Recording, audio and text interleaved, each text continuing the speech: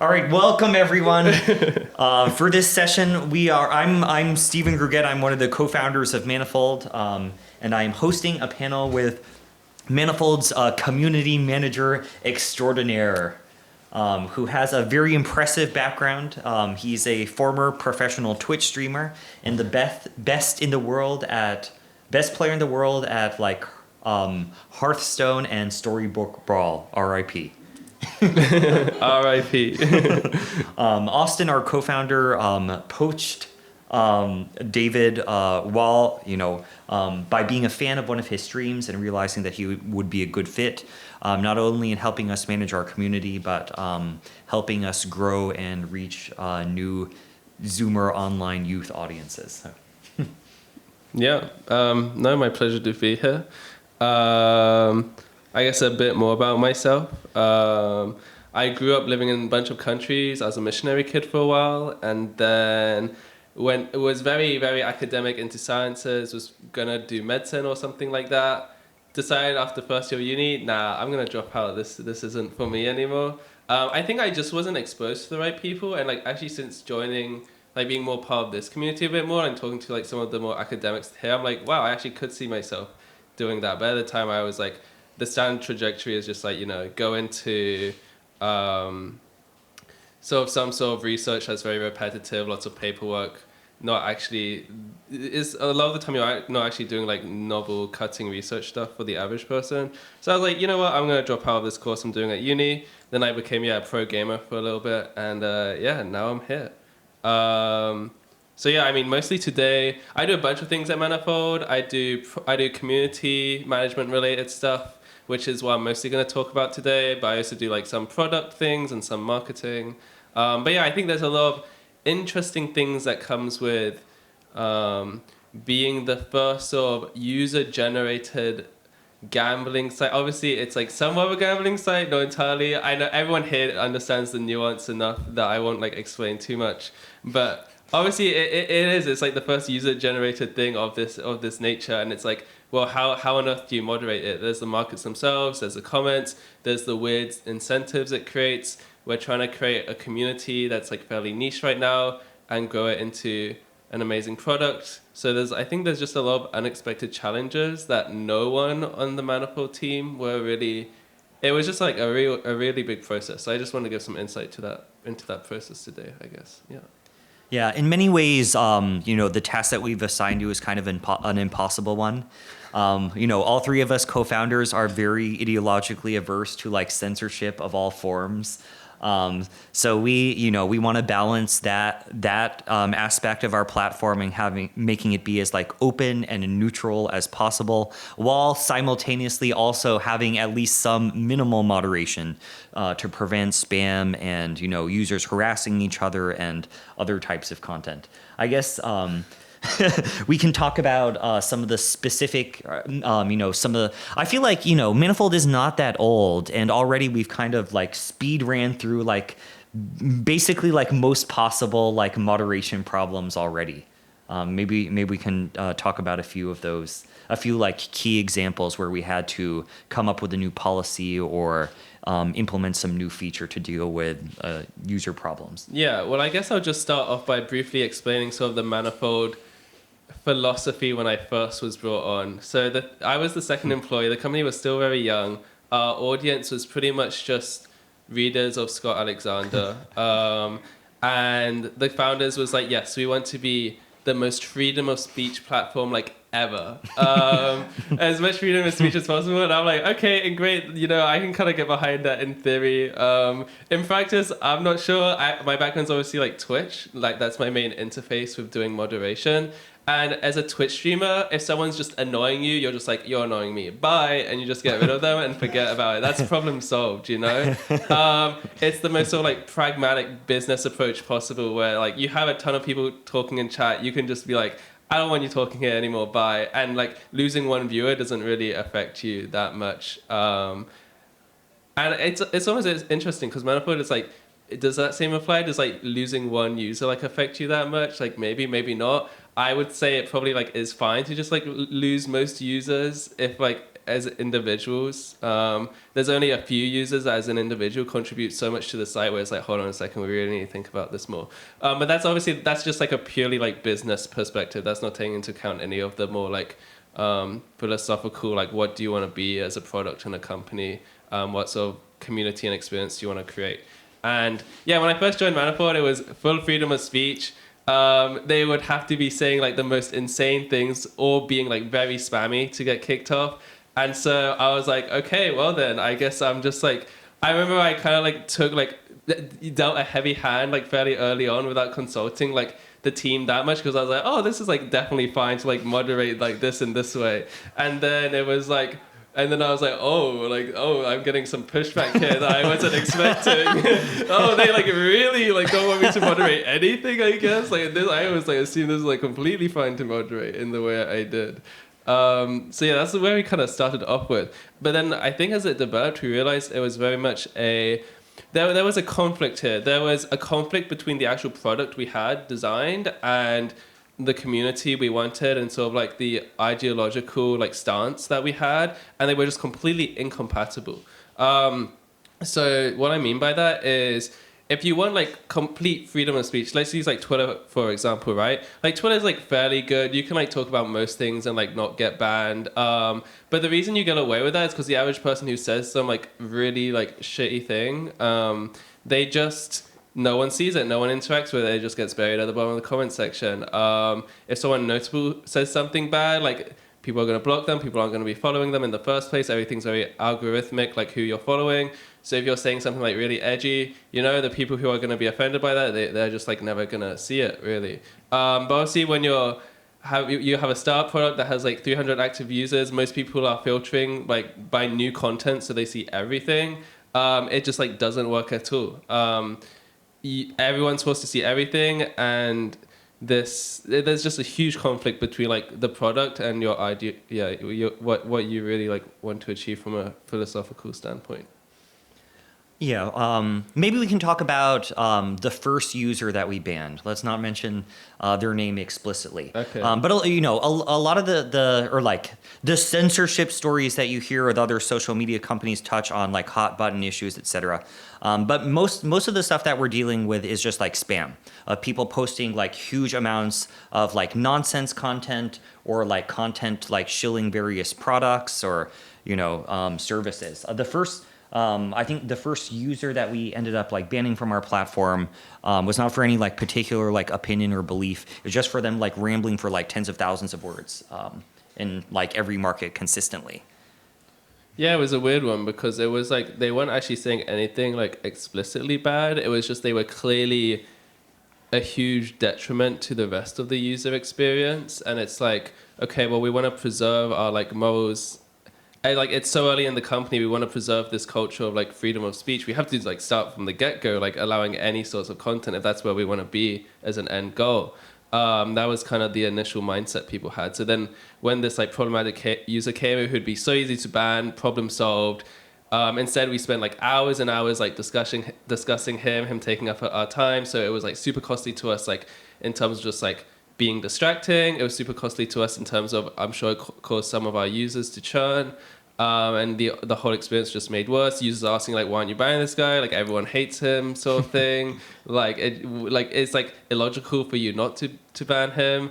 So it was like definitely, it was like not the funnest conversation. It was like kind of funny in a way to discuss it, but at the same time it was sort of, I think there was like, I was like, let's just get rid of him. And then the Manifold founders were like, no, we can't just like get rid of him. But we ended up banning him because eventually he just like had like a sort of 24-hour period where he literally just posted like, I think hundreds of comments just across like every single market on the site basically. And we're like, okay, well, this is just like spam at this point. It's not about anything else besides the fact that it's literally just like spam. The same way like any low quality ad spam is going to get banned. So we eventually banned him for like spam reasons. And we actually had a lot of pushback from our users as well at the time, surprisingly, because a large amount of our user base at the time subscribed to the philosophy that the Manifold founders had of like maximal like freedom of speech.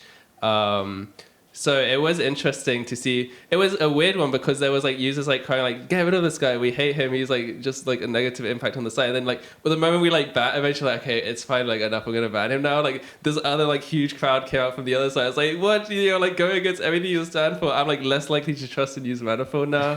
So yeah. But now we've like moved on a lot from there now. I guess we can get to that. Basically what we learn, any moderation decision results in at least half of our users being unhappy. It's kind of a very unfortunate reality. Let's see, I guess one of the first moderation tools that we developed was unlisting markets. Originally that was pretty unsophisticated, or like kind of a stopgap, given that like our moderation policies are not very like full-fledged or whatever. If we see like a market that is like questionable in some way, like spam, other stuff, we would just like unlist it. I guess like we've kind of disaggregated a lot of the aspects of unlisting into several things now, including like non-predictive markets and other. Maybe we should talk about that. Sure. So I guess there's two forms of problematic content on Manifold, and you could argue one type isn't actually problematic. So the first type is just like spam, low quality content, things that are just like clogging up the site, which bigger sites don't have an issue with because it's just like one pin drop in like a huge amount of things, but on Manifold it does like have an impact. So that's the first thing, and we just like start unlisting those. Or actually, I think the main way we've dealt with it really has just been iterating on the algorithm, not even like the unlisting. But the other like problematic content is like the manipulation bait type markets, which some would say is a problem because it lowers like the sort of perceived value as the site. It can like lower like the brand association of the site. It can sort of just like leave a bad taste in many users' mouths, especially when there's just so much of it because so many people do love it. But at the other time, is it actually problematic if it's like having the existence of these markets like massively increase like engagement and how much people are enjoying the site? So from a business perspective, it's like maybe not even problematic, but then from at the same time, it's like, well, Manifold like does rely on grants, like a lot, like we've got more money from grants than we have investment, I think, as a for-profit startup, which is like very unusual. But like, you know, is that going to be jeopardized by like having all like these like for fun markets? But maybe it's fine because it just increases the amount people engage with them. It gets them familiar with the markets. They're on the site more. They see other like actual like impactful, useful markets, and then you know that's fantastic. They start off like just like not really getting what's going on, but like joining these like fun, silly markets, and then they actually become a real user. I guess, an example of a non-predictive market would be something like, will this market stay above 50% for the next hour? So it doesn't reference anything in the real world. It's totally self-referential. Like the first time you see one of these things, it actually is like pretty fun to engage in. There's always like this is always like a consistent percentage of all of our volume. But you know, now earlier we're emphasizing the leaderboards. Now we have the leagues competition. We had to ask ourselves like, is this the kind of content that we want to count for the main competition that's taking place on our platform, or do we want it to be about things like superconductors and events in the real world? Yeah, and just like as a reference point, so we kind of like saw it trickle down with it and almost got rid of like most of it. The LK99 markets happened, which were a huge new influx of users who are all like betting on an actual like somewhat serious question. We're like, great, this is like a perfect use case for Manifold. Over the next few days, like 50% of the markets created out of like a few hundred are like, will this market have 20 unique traders? Will this market be above like 50%? It was all these things that we had already like sorted through over the past year with our like pre-existing users, and like this new brand new wave of users who came to the site fresh, didn't see like these gambling markets because we had pretty much hit them all at this point, and it was just like the LK99 superconductor markets like at the top. And all of a sudden it's like, wait, all these users from scratch have like decided that this is the game and what they want to do with Manifold after like LK99. So it's just like a very repeatable, observable pattern. So we're almost like, maybe we should just like design a product just for this. But at the same time, like we're not going to. But I think it's like something that will always exist as part of the site and people will use it. But it's just segmenting it a little bit. and also just not incentivizing it too much. Like the incentivization for it should be the fun. It shouldn't be like people like farming bonuses and like manipulating leagues. We think fun is enough incentive for those already, and we would rather try and like gamify and make the actual like high value markets interesting. And I guess we should talk about the event that led us to change our policy on these decisions. The whales Yes. and minnows market. Do we want to explain the full? I mean, it's all out there, so we might as well. Sure. Yeah. I think it's interesting. So one of our users, whom I won't name here, but you can easily find out by looking at our site, created this market called Whales versus Minnows. I believe the rules of which were that you get 1 point for every 10,000 Yes shares that you own for Team Whale, and then you get Team Minnow gets 1 point for each unique trader betting no. So the thinking is that you would need 10,000. You need like 10,000 yes shares to compensate for each unique person in the marketplace. So the user who created this market actually had a pretty fat mana bankroll at the time, and was hoping that since the disparity in these numbers like seems on the surface to be like so ridiculous, that he could trap a bunch of users into thinking the no side was obviously going to win, and then he could like swoop in at the last minute to scoop up all of the profit. I mean, at the time he had just won like the previous biggest like for fun market on the site, which made him have like the biggest balance on Manifold. He had almost a million. He had like, I don't know, like 600,000 mana or something. He had by far like the most mana on Manifold due to like winning the previous like really big game market. So he was like, okay, I have all this mana. I don't know what to do with it now. Let me create my own market. And I think the problem it wasn't just like what he was doing was shady on this market and manipulating. It was also he was the creator. So users always like put some trust into creator because creator has full control of the markets. They can resolve it. They set the rules. So when it's the creator that's doing the manipulation, that's when it becomes a big problem. I think when it's just users trying to manipulate on like other unbiased creators markets, it's much less problematic. I guess there were several like twists and turns and drama involved with this market. So one of the first pieces of drama and part of the market creators master plan was to create a bunch of alt accounts on Manifold and then have them all bet no. And then at the last minute, sell out all of their no shares. Actually, this wasn't even his plan. So what happened was there was another user, and his plan to win for the no side was to do that. But he knew that like alts were like banned, like explicitly banned, like using bots to create alts. So what he did is he like went on like, I don't know, some website where you can pay like people in like third world countries to do things for like $1 or $2. I think it was Amazon Mechanical Turk. Yeah, something like that. And he just like paid like some people to make a bunch of accounts. So he had and then I guess Isaac like figured out who it was somehow and like contacted them. It was like, okay, can I buy all these like, so he's like, can I buy all these accounts off of you? And the guy's like, oh no, I didn't even like create them, so I don't actually have access to them. I just like paid them to like make a bunch of accounts and like all buy like 1 mana of no shares. So then he's like, okay, what if I pay you to pay them to like go back into all of those accounts and get the API key, create a list of the API keys and give it to me, and I'll buy this list of API keys for like all these hundreds of users betting on no. That's like offsetting like Isaac from being able to win. And so he did that, and then on the last day, he used the API keys to switch to make all the no shareholders stop holding shares. So like he was so like hugely favored to win.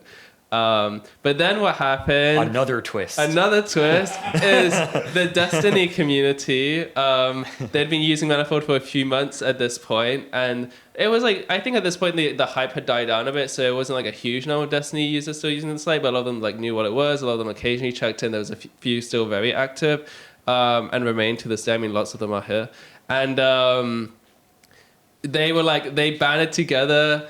Isaac posted like this unknown market creator posted a like you have no idea. posted a almost like anime villain like comment that was like saying how like, oh, everyone's like villainizing me, but I'm gonna like win this market. In hindsight, I think that was maybe his biggest mistake that he ended up regretting, because people like took this and shared it on Reddit. It was like, look at this guy, and, like, let's like make him like it for every like, because of the ratio, it's like per user, like the yes team has to spend like, I think it's like $10. No, it's like $100. Oh, $100. It's $100 per user. Oh yeah, so it's $100 per user. So to Reddit, it was such an easy like, look at this guy saying these things. If you like take 5 seconds to sign up to bet on this market, this guy has to pay like the equivalent of $100 to offset you. Like he's winning right now, but like let's get him. So they shared this to like Destiny's Reddit, and it got like hundreds of upvotes. I think there was another subreddit got shared too. That also got like a few hundred upvotes, and all of a sudden there was just like this huge wave of new users all just like buying no shares, and so then that spiraled out of control. The creator felt like pretty trapped. He ended up like buying like thousands of dollars worth of mana, and we like ended up like refunding him because we just like weren't comfortable with like how he found it. It was actually like a more like typical gambling issue at this point. So at that point we're like, okay, well, these are very fun. People love them. There's this thing of like being on a team that I think we hadn't really experienced on the site before, where it was like everyone was teaming up versus like another party. So there's like this idea of like teams, or like no team, yes team. So we're like, okay, this is great. We want to learn from this, but at the same time, we don't want this to happen again. Like the market creator like definitely like basically almost quit using the site after the experience, and like I know a lot of other users as well felt like a bit put off by it. So I think at that point, I think that was a pretty but big... we profited handsomely. No, just kidding. I think that was a pretty big turning point. I made a bunch of profit on that market. In mana. Mana, not in real money. So I think from then we've like been much more conscious about what we want on our site and what we don't. We're still like not trying to censor things per se, but we are just more like algorithmically trying to like prioritize what we think like people actually should see. That's cool. Let's see. I guess it's not directly related to moderation issues. But David is responsible for coming up with a lot of the design behind leagues and thinking about the competitive aspect of our site. I don't know, maybe that's something we're talking about. Yeah, we can talk about a little bit. I guess there's relevance. So a lot of people, they like when they first hear about Manifold, they come to it because it's like, oh, it's like forecasting, it's predictions, it's like this cool like academic thing where it's like such low barrier to entry. I mean, I don't know if that's going to be true from now on, but at least our original audience, that was true, like the rationalist and EA community. And then when you like interview any of them and you're like, why do you use Manifold regularly still? It's like, oh, because it's fun.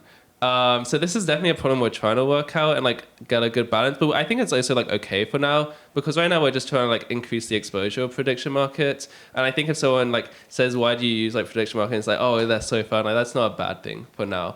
But it is something we're thinking about. But regardless, so I was like, okay, like I want to make something that's like not overly addictive, but it does fulfill people's competitive desires. I'm a very competitive person myself. I come from a background where I'm not going to play a game if I like can't like try and get like rank 1 in it or something. So I was like, okay, like Manifold's missing this. We have leaderboards, which are great for like the top 10 users, but it does become quite static who's up there. If there's like you win one big like for fun market, and then all of a sudden it's like, okay, well, no one can catch up with you right now because there just aren't enough markets of a like high enough magnitude where you can sort of like catch up easily on an all-time leaderboard. And most of the users don't get to compete in this. It's only the people who are like globally at the top. So I was like, okay, let's make leagues. I guess that's like my approach to leagues. I don't know. I could like talk a long time about like specific decisions behind designing leagues, but I don't know if we need to do that right now. Because I think that I guess the biggest one is like people are like, well, should like just this month count? Should it be just profit? Why is it just this month counting? Why is it not like bets you've made in previous months that are like changing and reflecting this month? Why do they not count? The prospect of manipulation too. Which actually has been much less than I was expecting. Yeah. My view is that on net they enhance the efficiency of our markets just because of the fact that people care much more about the outcomes of markets and are much more engaged. That outweighs like any like short term end of the month shenanigans. Although I will say that they have screwed me over for the last several seasons betting no on the LK99 market.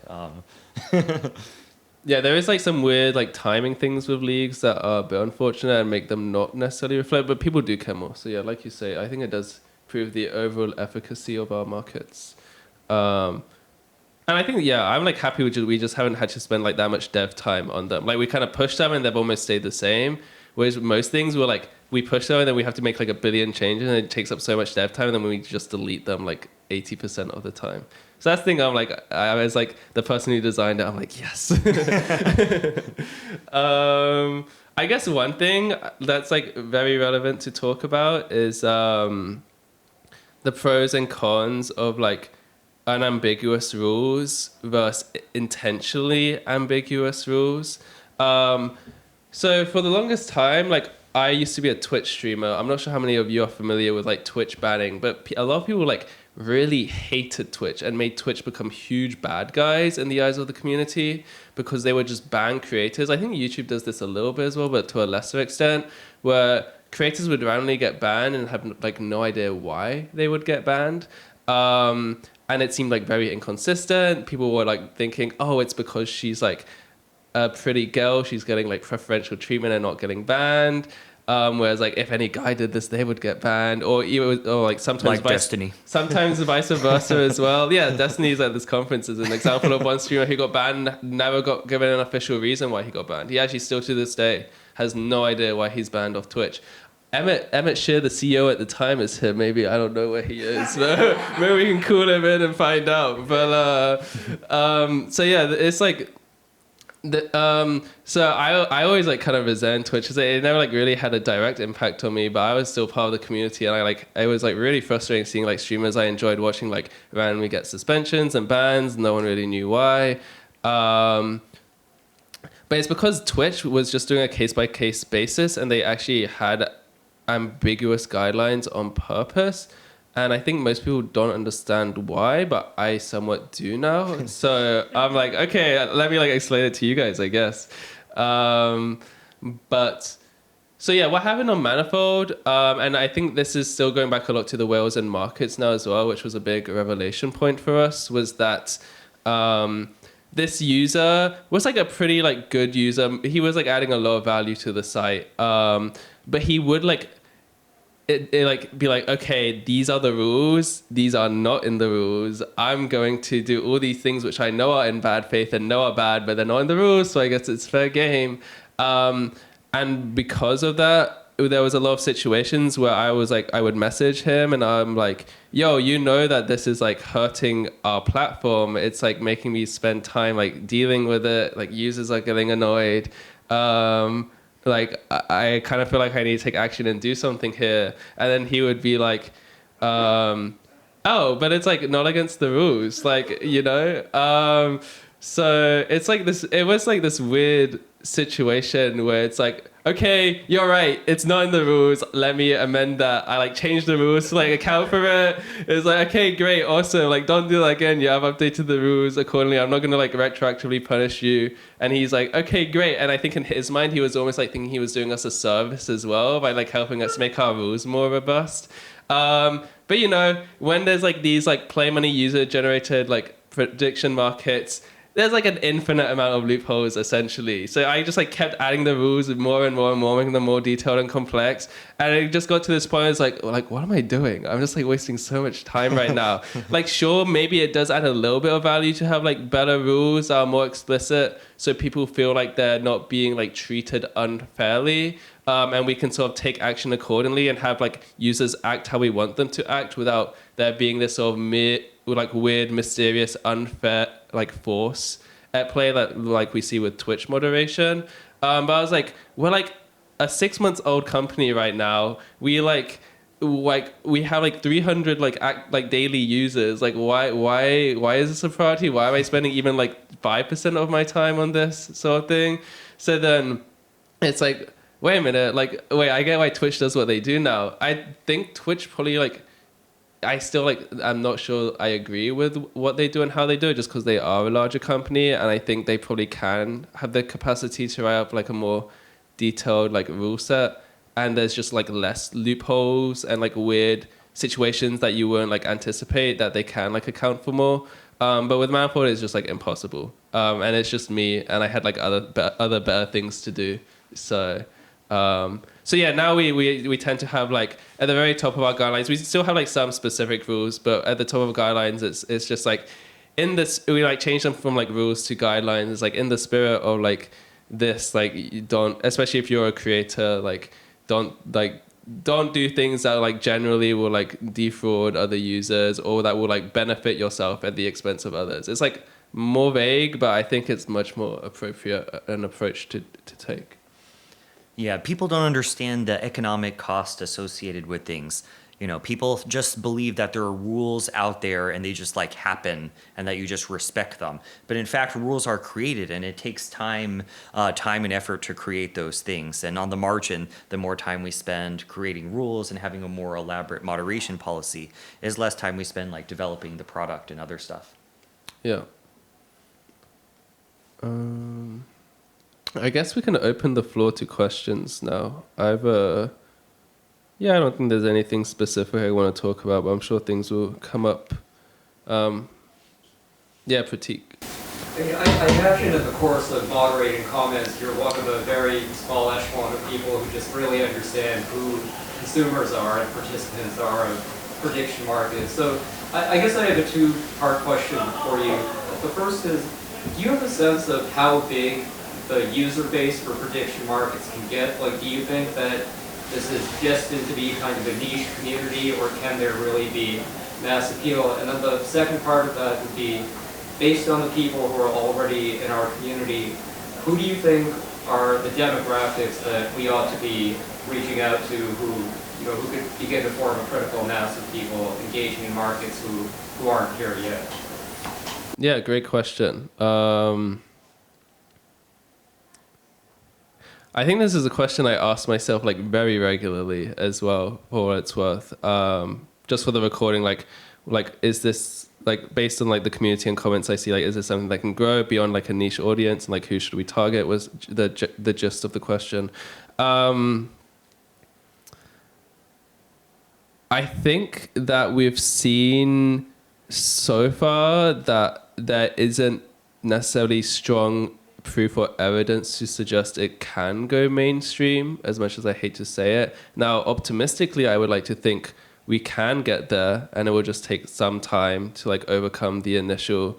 I mean, I listened to your podcast the other day, and you're mentioning like how poker people were like very against poker, but then all of a sudden, like with the right timing, like people were like, oh, like it became sort of acceptable to like start playing poker. And now like lots of people like play poker, or at least a little bit interact with it and are okay with it. I think prediction markets have poker is like a game, so it can be like picked up and played, and like the hesitancy around it was more like the real money gambling. Prediction markets not only has like the real markets gambling, which I think actually isn't that big of a problem. It does turn off some people, but I think that isn't actually the problem for mass adoption. It's more just like how sort of like nerdy and atypical it is to like think and frame things in terms of like probabilities and like betting on things. But I definitely think we can. I think I would also say I'm like still surprised that they are still so niche, just based on like how like big the strategic gaming community is. I think all the people I interacted with when like playing strategy games, I think ultimately the way they think and model and perceive the world and like make decisions does very strongly align with people who use prediction markets. So even though they think in the same way in those things, there's clearly other things missing that just makes it so prediction markets don't click for them yet. And I'm not entirely sure what that is, because I don't actually think it's like the probabilistic like framing of things that isn't what's clicking, or like the nerdy nature that isn't clicking. It's something else. Maybe it's the fact that there's both that aspect and the gambling aspect at the same time, and it's like they each turn off a different group of people and it just eliminates lots of people. I'm still not convinced that's true either. just with like how big like crypto got for a while. So yeah, I'm not sure. I think maybe like the incentives are just lacking, and there just is still too high a barrier of entry. And it's just something that's going to take time for people to familiarize themselves with, because unlike crypto, there isn't like this huge hype that makes it like worthwhile to like overcome this initial barrier to entry. In terms of audience to target, I think like strategy gamers are a good one. Like people who are just like online a lot and like discussing and debating things, like Destiny's community, who like also are okay with thinking like in a bit more of this atypical fashion, I think are a good fit. I can't really comment to like the political audience. I know that's your background. I'm just like not as familiar with the political audience, although I think a lot of our users, like politics definitely are very popular on our markets. But I don't know if that's just because out of everyone who like likes everything, a certain amount of them are just gonna like politics. So, yeah. I think there is some an activation energy hurdle that you need to get over to join and appreciate markets or prediction markets. I think the same thing is also true with like traditional betting sites. If you go onto Betfair or like UK bookie sites, it's actually not so simple. But those are platforms that have like tremendous volumes, and it's something that at least a large chunk of the population is familiar with. So I definitely believe that prediction markets can at least scale, to that same extent and potentially larger. Yeah. I think part of it is that basically outside of this community, no one wants to sign up to use a prediction market. What they want to do is to bet on the Kardashians. They want to bet on Joe Biden. They want to bet on the Formula One races or whatever.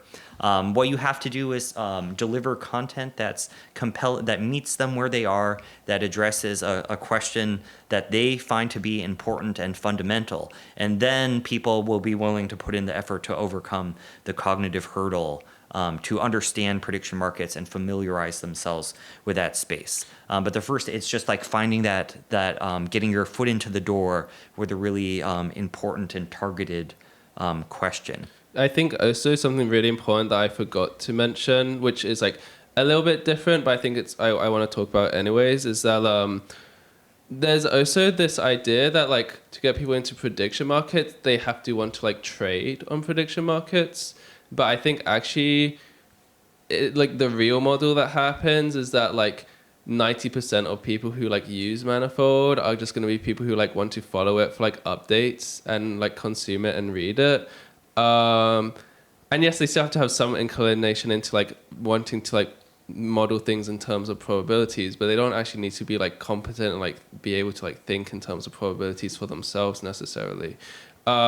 Like I briefly talked to Shane, the CEO of Polymarket earlier, and he was like, someone asked him like, oh, like I think Polymarket's illegal in the US, right? Like I can't use it. And Shane's like, oh yeah, but you can still like read it and view it. And then the guy was like, oh. And it's like kind of right now, I think a lot of people are like think about like, oh, like who's going to want to trade on these markets? Who's going to actually like participate and contribute to the probability? But so then I was like, yo, but Shane, like, do you actually like, is Polymarket right now designed in such a way that it's like a good like product for like the consumers? And I asked him this specifically because like Manifold like kind of had this realization a few months ago too, and has been thinking about it a bit more. And Shane's like, yeah, no, definitely not. Like it's terrible right now for like this majority of like consumer use case who aren't like people who don't care to trade on it. There's like it's just like not designed for them as a product.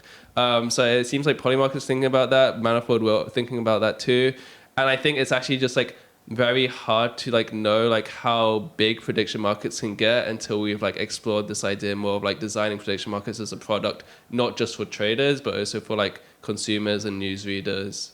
Yeah, I guess we have been making an explicit push towards being a better source of news for people. We've incorporated trending news topics into our homepage.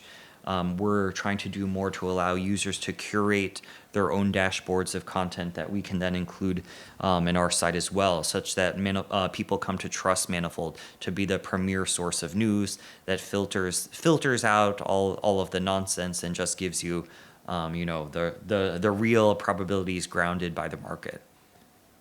great. Next question. Yes, sure. So I think that Manifold is like actually a lot better than the Polymarket or Predicted. If you go to the comments on those sites, they are not very civil in my experience. Do you think there's something unique about Manifold that's making it better than that? And also, I need to resolve my market about accidents of leagues. If you could tell me who won, it's gonna. If you keep giving me notifications, please resolve your market. I can't until you decide who won leagues. So, two-part question. Sorry, I got distracted and missed some of the second part. That's fair. Wait, could you just repeat that second part? The second part is that for about 3 weeks, Manifold gives me a notification saying, please resolve your market of who won season 4 of Leagues. Oh, yes. If you could tell me the answer, I could resolve it right now. Well, I need to think about it more. As you can see, this lovely conference, I was one of 3 people organizing it in like a month. So that is why I haven't like resolved that yet. But yeah, thanks for bringing that up. Now I've forgotten the first part of the question. The first question was, why do you think the comments are so much better than like yes. Polymarket or Predictive? Well, I've actually like never really been on Predictive, to be honest with you, and Polymarket I've only been on a little bit. And I also like their comments are like somewhat newer. I think. Just added their Yeah, comments is pretty new on Polymarket, and they're still like anonymous as well. The anonymous probably does play a little bit of a factor for sure. People just are more confident. I would say that's probably not the main reason. I think Manifold, we've kind of like slowly built up a community from scratch where, whereas with Polymarket, they kind of have this community and all of a sudden comments are here and now people are just like, there's just a ton of people like ready to comment and so they're probably just going to comment similar to how they do wherever like they normally comment, which is like probably like crypto spaces and like weird subreddits. But I haven't. It's like it's hard for me to compare because I like actually just don't have great reference points for Predictor and Polymarket, what their exact user bases look like, or even what their comment sections look like. But I do think it is just like we got a bit lucky with our original like source of users coming from Square Alexander, and then it like slowly built up from there. And I think like users just I mean I did a bit of work, but I think users mostly just do most of the work with like saying cultural norms for one another, and we just got lucky with our initial subset of users, I think is really the truth of it. Yeah. Thanks. Yeah, Carson. I think talking to the mic for the recording. I have a lovely little microphone. Oh, was there anything you wanted to add, Stephen? No, hopefully we can maintain this level of civility indefinitely as we scale. Let's talk about that outside. I'm curious if to either of you, if your philosophy on content moderation has shifted then given all of these experiences, either for small sites or large sites, in terms of what you think platform providers what policies they ought to have. I think it shifted a little bit with regards to like what I was saying about the Twitch. Like sometimes some ambiguity makes sense, partly from a business perspective, partly it's like just impossible to be completely fair and like case by case basis. I think though it's just important to be like have very good communication. So I think my main criticism right now of Twitch isn't actually the fact that they are somewhat banning people randomly. It's more just the lack of communication surrounding it is the bigger problem. So that's something I'm very mindful of when moderating Manifold. Even if something I'm like, this user I bet's gonna think this is unfair, but I think it's like the right decision. I just like make sure I do a good job communicating that. I think otherwise I haven't updated too much. I kind of think I was right all along and that the Manifold founders should have updated towards my direction. I don't know, maybe you want to say something to that though, Stephen. Well, I think the vast majority of moderation cases are not controversial. It's spam, it's other content that basically everyone thinks is bad and is not controversial. I still think the important aspect of like free speech to me is avoiding like penalizing people for advocating sincerely held beliefs and opinions. It's about expressing thoughts. That actually is like a more narrow subset of all types of speech though. hurling insults at people, like spamming other stuff, like falls outside of that, and to my mind is easier. So I think to me, I believe that as of now, we still have not compromised, this core principle, and that going forward, I hope that we will maintain our current policy while still, having more, recognizing the need to moderate, other forms of speech which provide a bad experience toward our users. Also, I think David has done a very good job at balancing these, very conflicting goals and making sure that our community is informed every step of the way. So I'm very happy to see how things have developed. Oh, why? Thank you. I think. Oh, the one other thing to add is. Oh, if I haven't forgotten it now. Oh, maybe I've forgotten it now. It's tired. It's a long day. Okay, next question. Hello. I won't. I got some fire I want to spit, but I'll hold back on the whole stuff about the not safe for work stuff. I think we can have that elsewhere. I am curious though about you were talking earlier about the kind of motivations behind doing non-predictive. Now that you kind of have seen that, hey, look, new users after LK99 are very prone to jumping into these kinds of markets and to making them, right? Are you reconsidering how you're balancing them? Because it's very, I would say that there's an argument to be made that, look, new users are going to make these. It's a part of the learning curve. It's to be expected. And you know that now, right? And there's an advantage to letting people explore that without penalizing them and getting to move off the platform. And not having trader bonuses, not having all of these other things, right? Especially the trading bonuses, make these very expensive learning, opportunities for them that might cause more churn. How do you feel about that now? I guess definitely something need to think about more. I think the thought I have put into it so far is that for some of the markets, they're automatically tagged immediately, and so they immediately don't get any unique trader bonuses. Some don't get tagged straight away, so they still get some of the initial unique trader bonuses, normally enough to recoup what they spent on the market. Plus, new users get 3 free markets anyways.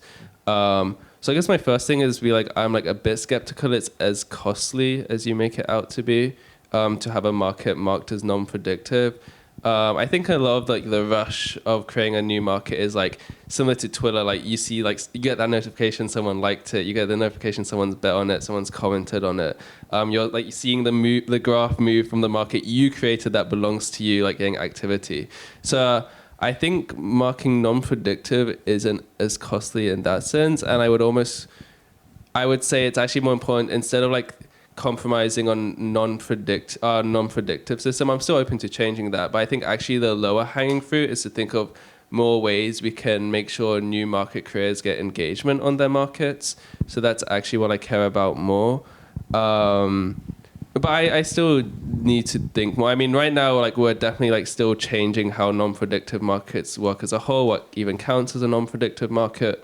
So I think we just happen to be in the early to middle stages right now of non-predictive markets as a design, and there's just naturally going to be iteration, and yeah, we're always thinking about it. I don't really have more initial thoughts though right now. Okay, yeah. I think give it to Steve. But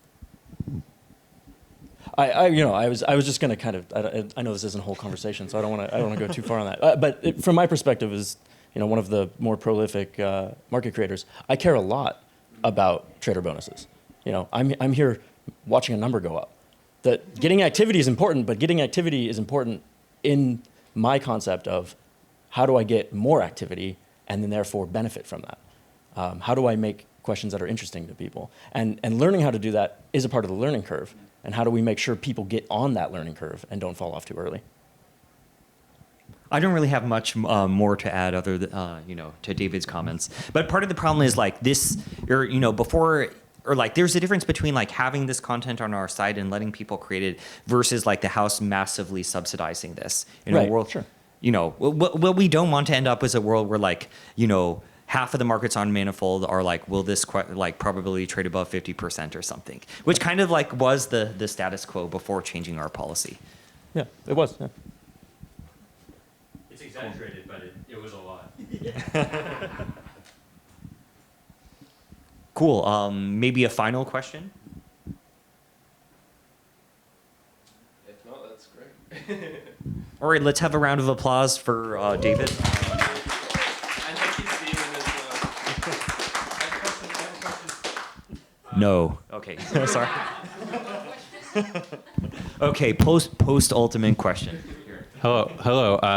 Can you talk to us about the Levy-Finkelstein decision? Because Sneaky Sly was upset he's still around. Other people are upset he was penalized at all. That must have been difficult. What considerations did you weigh? Yes, well, as we have discussed earlier, there's always going to be half of people who are mad. But Oh, did you cover this already? Sorry, I walked in. no, we didn't cover this. We haven't covered Levi specifically. No. I think. I think we like. It's actually.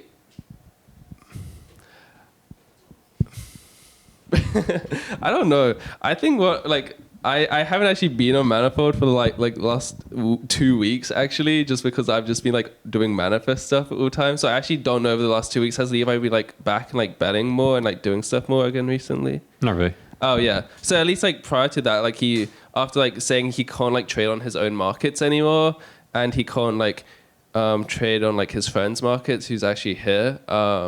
Like I think we find him a bit. HMYS is here? Yeah, Shell Baker. No, that's not him. That was a meme. Oh, that was a meme? Oh, wait, so he's not here? Wait, I actually thought that was him. Oh, wow, okay. I am victim to the meme then. Okay, well, okay, never mind. I think actually like he hasn't been like that active since then, right? Because we kind of just like cut off like how he was enjoying the site, which I think is a bit sad that the only solution was to like such a unique, cool, fun experience that he was able to get from Manifold. We kind of just had to like cut off because it was like harming other users. But he like commonly experienced that anywhere else. So it was like a bit unfortunate that the only solution was to like sort of prevent him from defrauding and manipulating other users, but because I think that is like kind of interesting and fun. I've kind of proposed previously like we should just have like a Wild West version of Manifold, which is like opt into, and everyone can just like go at it with trying to like manipulate and defraud one another, because that's almost like what Manifold became for a while, right? Like so there were like. I think the biggest problem was there would always be one or two people who would trade on his markets with no prior context and just get screwed over, and then it would be an awful experience for them. But the majority like of the people trading on Levi's markets like knew what was going on. They had the full context, and it was like just as much fun for them as well. But anyways, I think like Levi isn't like a problem right now as far as I know. He's not that active anymore, and when he is, it like actually is in like a pretty like neutral way. So I know like some people would rather him just be gone, and it did take a while for us to like make him gone. And I think it's in part you weren't here for like when I touched on it before. I did like actually did overcorrect a little bit towards like Manifold founders like wanting more leniency, and it's still like an ongoing like calibration process. But I think like it's like fine. Maybe we should have taken action a little bit faster. But other than that, I think it's okay. Yeah.